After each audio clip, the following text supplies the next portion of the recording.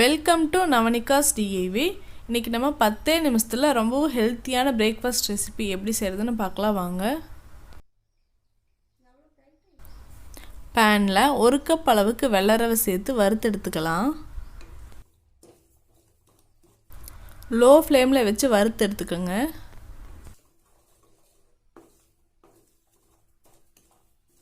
நல்லா வறுபட்டுருச்சு. இப்போ வேறு பவுலுக்கு மாற்றிடலாம். இப்போ 1 கப் அளவுக்கு ஓட்ஸ் சேர்த்துக்குங்க. 3 டேபிள் ஸ்பூன் புளிக்காத தயிர் சேர்த்துக்குங்க.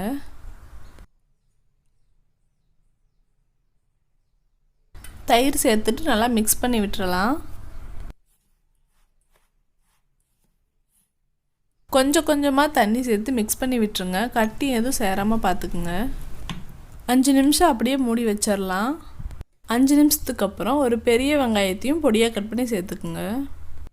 அதோட 3 டேபிள் ஸ்பூன் துருவி வச்சுருக்க கேரட்டும் சேர்த்துக்கலாம். ஃப்ளேவருக்காக ஒரு பச்சை மிளகாயை பொடியாக கட் பண்ணி சேர்த்துக்கலாம். மல்லித்தலையும் கறிவேப்பிலையும் பொடியாக கட் பண்ணி சேர்த்துக்குங்க.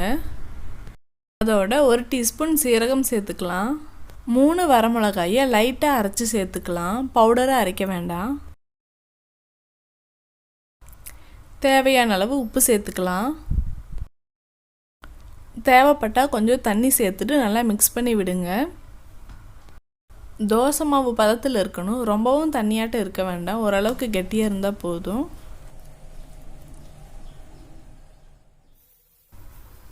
இப்போ இந்த மாவை தோசை சுடுற மாதிரி சுட்டு எடுத்துக்கலாம்.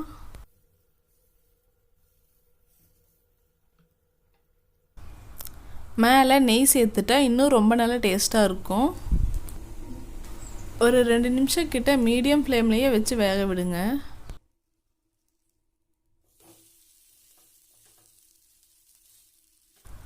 ரெண்டு சைடும் நல்லா வெந்ததுக்கப்புறம் வேறு பிளேட்டுக்கு மாற்றிடலாம்.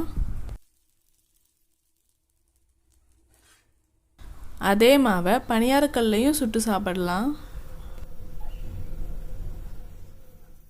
எல்லா குழியிலையும் நெய் சேர்த்துட்டு கொஞ்சம் கொஞ்சமாக மாவு ஊற்றுங்க.